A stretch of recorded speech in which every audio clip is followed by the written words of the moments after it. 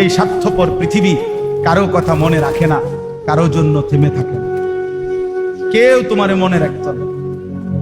তুমি মরে গেলে কারো হাতে সময় নাই, তোমারে কান্দে লইয়া কান্দ নেই, কারো হাতে সময়। এ বাফেরে দুপুরবেলা জানাজা দিছে, আসরের পরে বাফের জানাজা হইছে, কত কান্দা কানছে জিফুতে।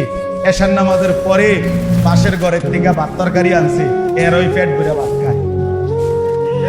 এরা দেখলাম দুপুরে কান্দে অন ভাত খায়, আরো গোস্ত লয়, আরো পারবের মুরগা লয়, তেলাপিয়া মাছ লয়, ডাল লয়। বাহ, কি আপনারা দেখলাম বিকালে কি কান্দাটা কান্দলেন, বুঝেন? অর্থাৎ বুঝাইতে চায় উনার জন্য তো আমি না খাইয়ে মরে গেলে হইতো না, ঠিক আছে কাঁদছি তো কাঁদছি। অর্থাৎ দুনিয়া থেমে থাকে না, কারো জন্যই কি থাকে না, থেমে থাকে। এই জন্য দুনিয়া নিয়েই ব্যস্ত না হই, আখিরাতের ফিকির করি। আল্লাহ তাআলা আমাদেরকে তৌফিক দেন। আজকের এই মজলিস, আজকের এই মজমা আল্লাহ কবুল করে নেন।